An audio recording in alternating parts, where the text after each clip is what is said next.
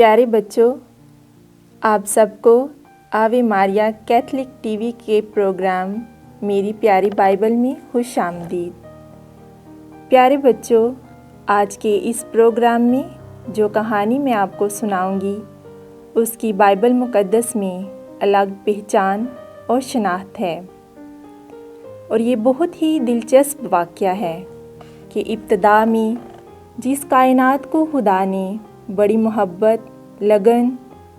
اور محنت سے بنایا تھا، وہ کیوں کر اسے تباہ کرنا اور ایک نئی دنیا بنانا چاہتا تھا۔ اس کہانی میں ہم نوح نبی کی کشتی کا ذکر بھی سنیں گے کہ کیسے خدا نے نوح اور اس کے خاندان کو طوفانوں میں محفوظ رکھا۔ تو آئیں ہم مل کر اس کہانی کا آغاز کرتے ہیں۔ اور خدا نے دیکھا کہ زمین پر لوگ بگڑ چکے ہیں، تو اس نے زمین کو تباہ کرنے کا فیصلہ کیا اور کائنات کو دوبارہ تخلیق کرنے کا ارادہ کیا۔ تب خدا نے نوح کو چنا اور کہا کہ تو اپنے لیے ایک کشتی بنا، اور تیرے ساتھ تیرا خاندان اور سب جانداروں میں سے ہر جنس کے 2 نر اور مادہ اپنے ساتھ کشتی میں لے، تاکہ وہ زندہ رہیں، کیونکہ میں زمین پر بڑے طوفان کا پانی لاؤں گا، اور سب چیزیں جو زمین پر ہیں فنا ہوں گی۔ نوح نے خدا کی آواز کو سنا اور ایک کشتی بنائی،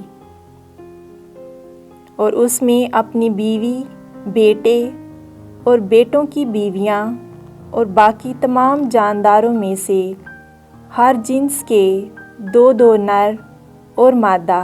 اپنے ساتھ لے کر کشتی میں داخل ہوا،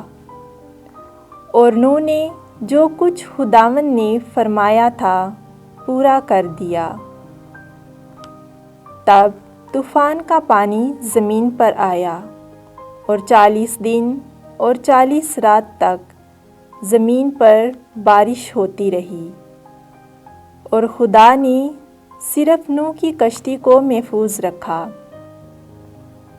جو کہ پانی پر تیرتی رہی۔ پھر خدا نے نوح اور اس کے خاندان اور کشتی میں موجود تمام جانداروں کو یاد کر کے زمین پر ہوا چلائی، اور پانی کم ہونے لگا،